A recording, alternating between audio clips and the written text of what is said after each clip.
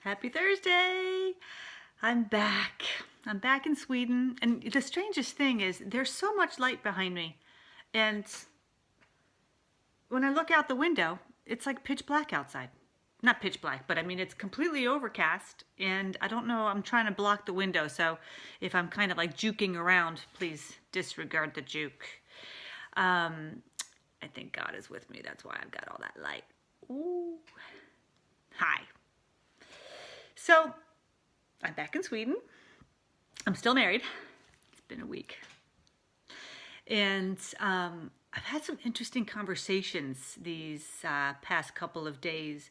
And there seems to be like a little shift in energy going on. And I don't know if it's the time of year or if there's a time right now where people are really starting to dig inside of themselves and figuring out, maybe I've got some things around my life that I'm not that happy with, and some things about my past that I haven't really worked through.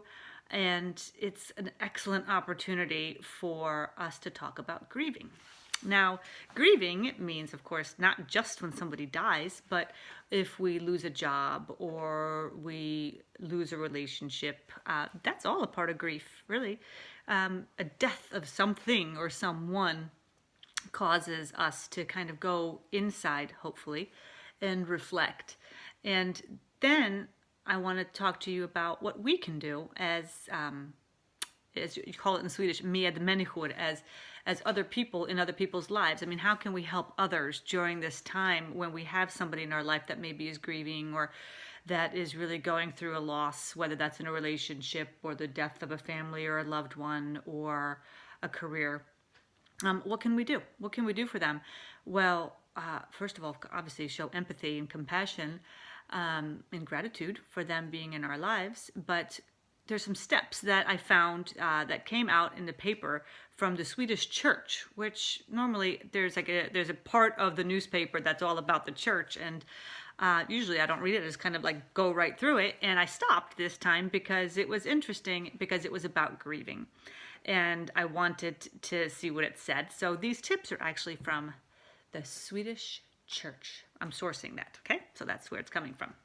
So the first tips were give room to the person that is grieving, meaning that when you want them to talk about their situation, don't talk about you.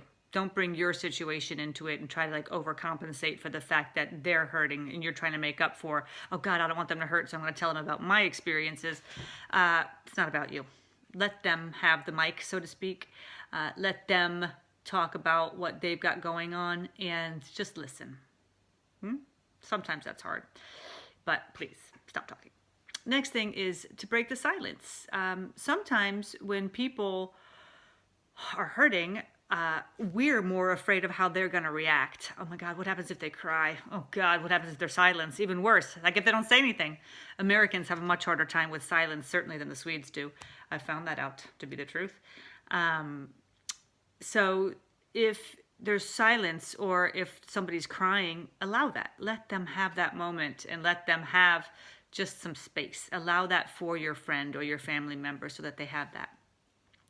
Next thing is taking ownership of making contact. Don't put it up to them to contact you. If something happens, don't be like, oh, I'm just going to wait. I'll just wait for them to reach out to me. It's probably better. I don't want to be in the way. No, you reach out to them and say, hey, I love you and I'm here. Please, you want to go for a walk? You want to go to a movie?